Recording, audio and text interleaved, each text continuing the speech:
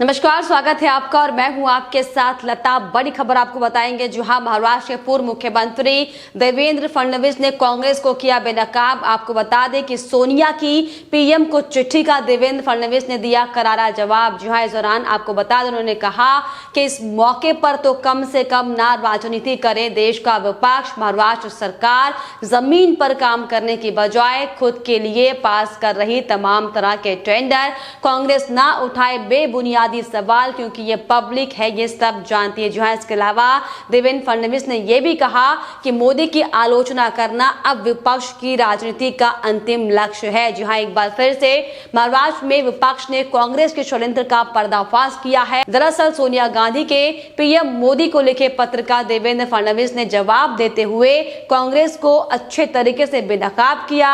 देश में कोरोना के नाम पर भ्रम फैलाने और सवाल उठाने वाली सोनिया गांधी को अब देवेंद्र फडणवीस ने महाराष्ट्र में कोरोना की स्थिति पर पत्र भेजा है और महाराष्ट्र की वर्तमान स्थिति को लेकर, वर्तमान के जो हालात बने हुए हैं इसको लेकर सवाल पूछे हैं। जी हां, उन्होंने अपने आपको बताते चले, सोनिया गांधी को लिखे पत्र में देवेंद्र फडणवीस ने यह साफ कहा कि अगर 13 मई के आंकड़ों पर भी अगर हम गौर करें तो देश में कुल कोरोना मरीजों में महाराष्ट्र में मरीजों का अनुपात 22% है, जो लगातार 30% और उससे अधिक पर बना हुआ है। क्योंकि जिस तरीके से आपको बताते चले, लगातार महाराष्ट्र की ताजा हालातों को कांग्रेस पार्टी के बड़े बड़े नेता नजरअंदाज करते हुए दिखाई पड़ रहे थे और इन्हीं सबका हवाला देते हुए आपको बताते चले कि जो आंकड़ों के आधार पर फडणवीस ने कांग्रेस पार्टी का चेहरा बेनकाब करते हुए साफ तौर पर अपने पत्र में लिखा और साफ तौर पर उन्होंने बताया कि देश में कुल मौतों का 31% महाराष्ट्र में मौत हुई है आंकड़ा है, जबकि सक्रिय मरीजों की संख्या 14% है। और इसीलिए देश में कोरोना की स्थिति को देखते हुए महाराष्ट्र की स्थिति को नजरअंदाज नहीं किया जा सकता।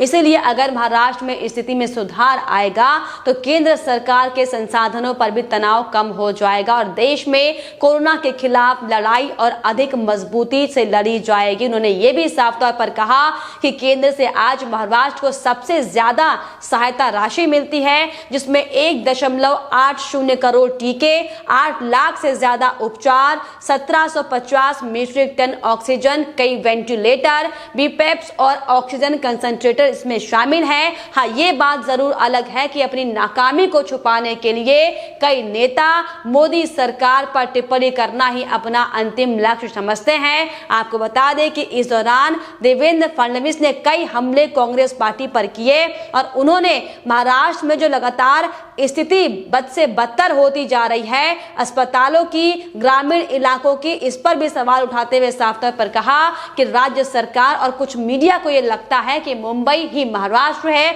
लेकिन अगर यहाँ के हालातों पर भी नजर डाले तो यहाँ भी टेस्ट की कमी है और कम टेस्ट में भी रैपिड एंटीजन टेस्ट का बहुतायत में समावेश करके एक नया मॉडल बनाया जा रहा है। और यही नहीं, कोरोना से होने वाली मौतों के आंकड़ों को भी लगातार छुपाने का काम महाराष्ट्र सरकार कर रही है।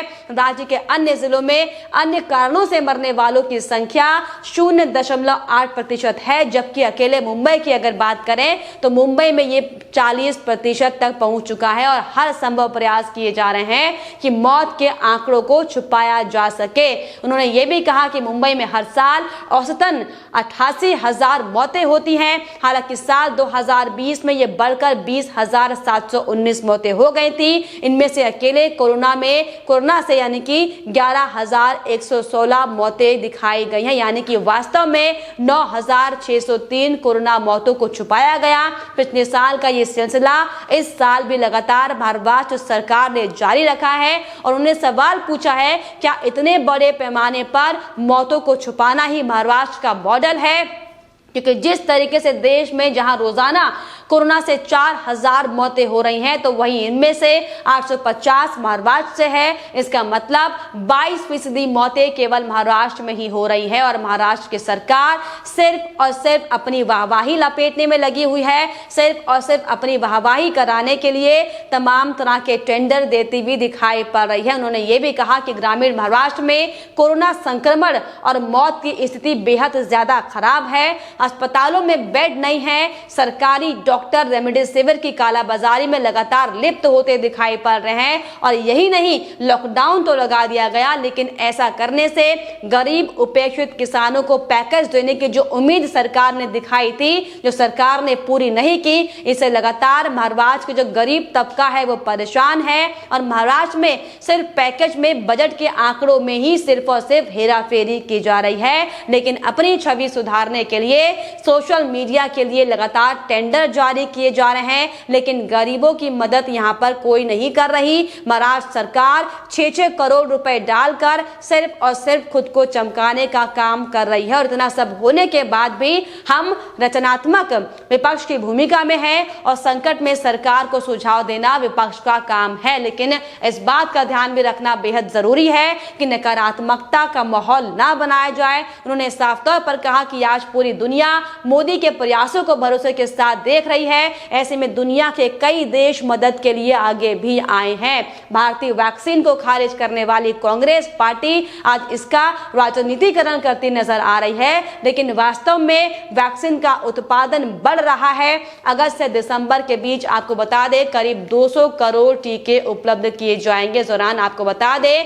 कि देवेंद्र फडणवीस ने कांग्रेस की राजनीति पर हमला करते हुए भी कहा कि मुझे खुशी है कि जो कांग्रेस पहले वैक्सीन पर सवाल उठाती थी, वो अब वैक्सीन की कमी को लेकर सरकार से सवाल कर रही है। इसका मतलब साफ है कि देर से ही सही, लेकिन कांग्रेस को भारत में बनी वैक्सीन पर आखिर भरोसा हुआ।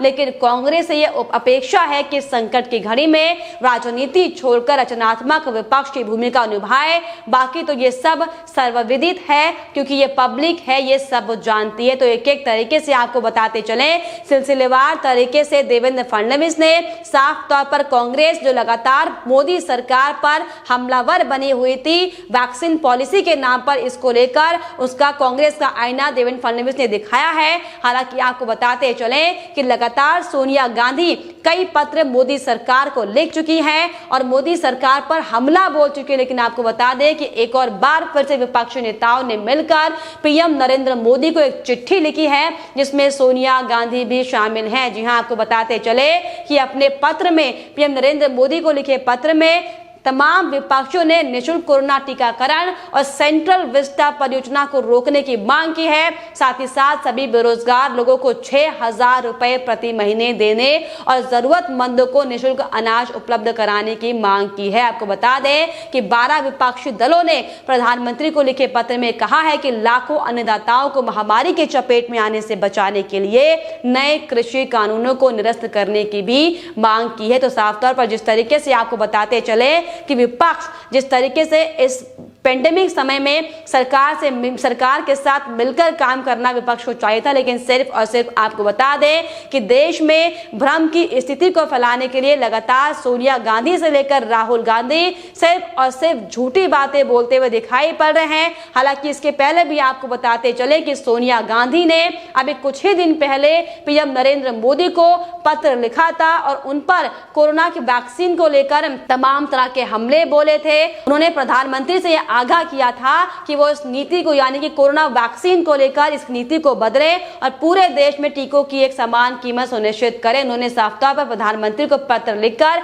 ये भी आरोप लगाए थे कि केंद्र सरकार ने 18 से 35 साल आयु वर्ग के लोगों को मुफ्त टीका उपलब्ध कराने की जिम्मेदारी से पल्ला झाड़ लिया है। लेकिन आपको बताते चले, वाकई जिस तरीके से ये हैरान करने वाली बात है कि जिस पेंडेमिक समय में विपक्ष के तमाम बड़े नेताओं को अपने पार्टी कार्यकर्ताओं को समझाना चाहिए कि इस पेंडेमिक समय में मिलजुल कर काम करें, कालाबाजारी ना करें, लेकिन बजाय इसके आपको बताते चले कि जमकर घूसखोरी कांग्रेस पार्टी के नेता करते हुए दिखाई पड़ रहे हैं। इस पेंडेमिक समय में कालाबाजारी की एक के बाद एक तमाम घटनाएं अलग अलग राज्यों से निकल कर आ रही हैं। लेकिन आपको बता दें कि कांग्रेस के आला नेता सिर्फ और सिर्फ मोदी सरकार को घेरने का काम कर रहे हैं, जो कि वाकई बेहद शर्मनाक है। और इसी कड़ी में सोनिया गांधी ने भी शर्मनाक बयान ध्यान देते हुए पीएम नरेंद्र मोदी के पत्र में ये लिखा था कि ये हैरान करने वाली बात है कि पिछले साल के कड़वे अनुभव और लोगों को हुई तकलीफ के बावजूद भी सरकार लगातार मनमानी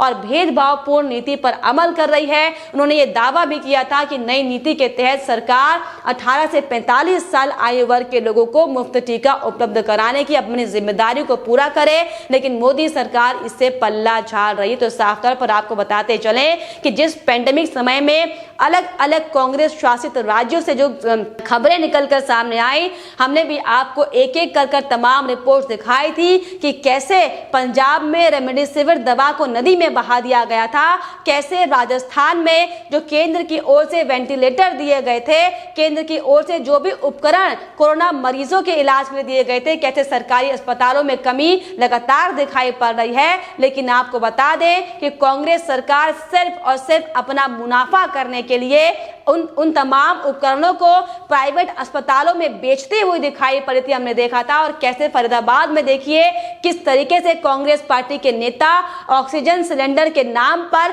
कालाबाजारी करते हुए दिखाई पड़े थे। लेकिन आपको बता दें कि कांग्रेस के सोनिया गांधी, राहुल गांधी को ये सब कुछ नहीं दिखता।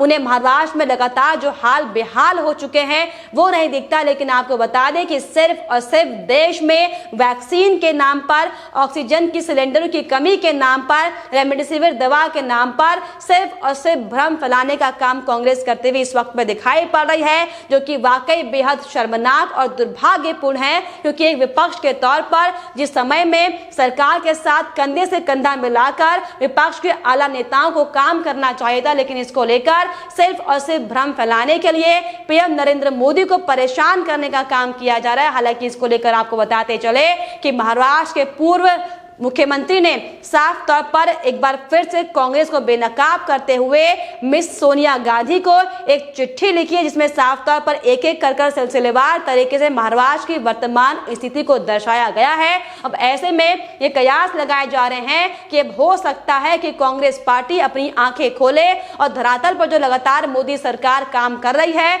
उनको देख पाए और बजाय कालाबाजारी करने के बजाय, जमाखोरी करने के बजाय मोदी सरकार के साथ कंधे से कंधा मिलाकर काम करे, ताकि इस पेंडेमिक समय से हम सबको उभरने में आसानी मिल सके। फिलहाल इस पर आपकी क्या राय है हमें कमेंट बॉक्स में जरूर लिखिएगा। साथ ही साथ हमारे चैनल को सब्सक्राइब करना भी ना भूलें।